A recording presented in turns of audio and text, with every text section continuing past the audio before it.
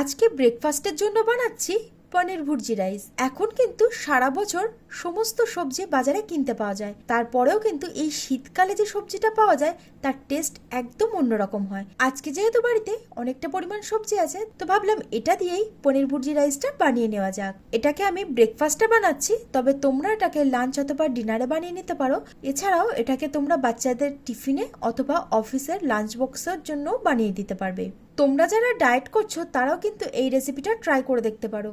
প্রথমে সমস্ত সবজিগুলোকে ছোট ছোট টুকরো করে কেটে নিতে হবে। খেয়াল রাখবে যেন সমস্ত সবজিগুলো একই মাপে কাটা হয়, তাহলে কিন্তু রান্নাটা করতে খুব বেশি সময় লাগবে না।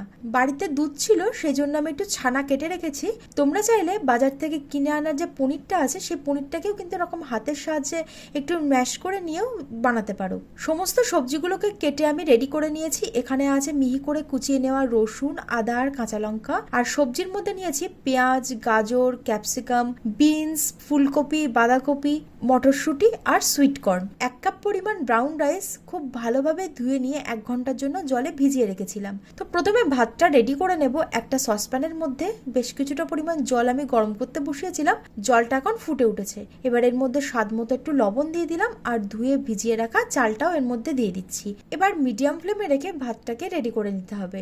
ব্রাউন রাইস রান্না করতে একটু কিন্তু বেশি সময় লাগে, তবে তোমরা যদি বাসমতি রাইস দিয়ে বানাও তাহলে আরো তাড়াতাড়ি এটা তৈরি হয়ে যাবে। ভাতটা আমার রেডি হয়ে গেছে, এবার ফ্যানটা ঝরিয়ে নেব।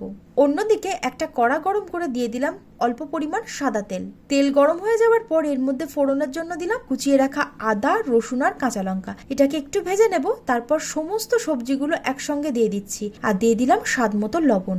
এই জন্যই কিন্তু আমি সমস্ত সবজিগুলো একইভাবে কেটেছি। সবজিগুলো যখন একটু ভাজা হয়ে যাবে তখন দিয়ে দিচ্ছি 1 চামচ সেজওয়ান চাটনি, 1 চামচ টমেটো সস আর 1 চামচ রেড চিলি সস। আর সঙ্গে আগে থেকে যে পনিরটা আমি রেডি করে রেখেছিলাম সেটা দিয়ে দিচ্ছি। আর দিলাম 1 চা চামচ ইটালিয়ান মিক্স। যদি তোমাদের ঘরে এই ইটালিয়ান মিক্স থাকে তাহলে অবশ্যই দেবে, এটা দিলে ফ্লেভারটা দুর্দান্ত আসে। তবে যদি না থাকে সেক্ষেত্রে তোমরা শাহি মরিচের গুঁড়ো অথবা গোলমরিচের গুঁড়োও দিতে পারো, তবে সেক্ষেত্রে ফ্লেভারটা কিন্তু একটু চেঞ্জ হয়ে যাবে। এবার সবকিছুকে ভালোভাবে একটু নাড়াচাড়া করে নিয়ে মিনিট খানেকের জন্য ভেজে নেওয়ার পর আগে থেকে যে ব্রাউন রাইসটা আমি রেডি করে রেখেছিলাম সেটা দিলাম আর অল্প একটু লবণ দিয়ে দিচ্ছি। এবার সবকিছুকে খুব ভালোভাবে মেশাতে হবে। তারপর লো ফ্লেমে এটাকে ভেজে নেব 3 থেকে 4 মিনিটের জন্য।